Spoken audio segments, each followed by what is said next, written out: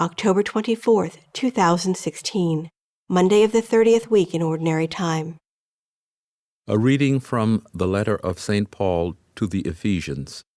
Brothers and sisters, be kind to one another, compassionate, forgiving one another as God has forgiven you in Christ.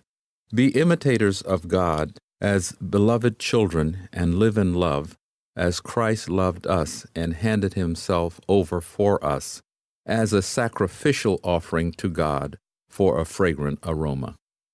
Immorality, or any impurity or greed, must not even be mentioned among you, as is fitting among holy ones. No obscenity or silly or suggestive talk, which is out of place, but instead thanksgiving. Be sure of this, that no immoral or impure or greedy person, that is, an idolater, has any inheritance in the kingdom of Christ and of God.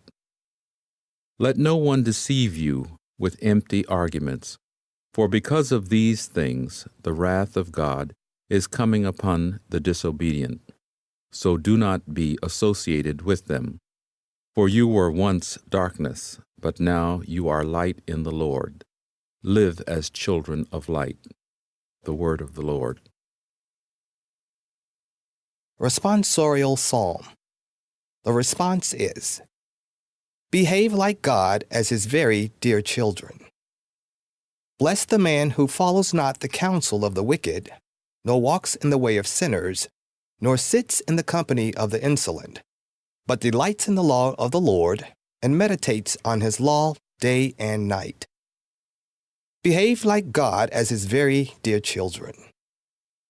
He is like a tree planted near running water, that yields its fruit in due season, and whose leaves never fade.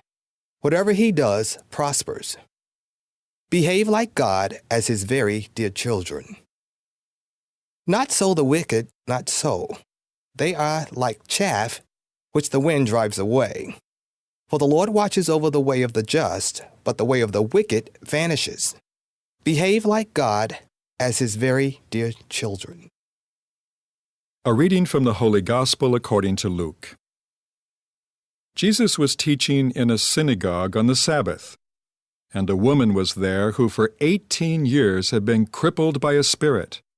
She was bent over, completely incapable of standing erect.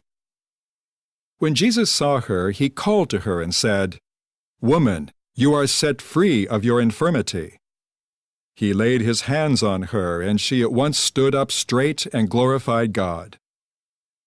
But the leader of the synagogue, indignant that Jesus had cured on the Sabbath, said to the crowd in reply, "There are 6 days when work should be done. Come on those days to be cured, not on the Sabbath day." The Lord said to him in reply, "Hypocrites! Does not each one of you on the Sabbath untie his ox or his ass from the manger and lead it out for watering? This daughter of Abraham, whom Satan has bound for 18 years now, ought she not to have been set free on the Sabbath day from this bondage?" When he said this, all his adversaries were humiliated, and the whole crowd rejoiced at all the splendid deeds done by him. The Gospel of the Lord.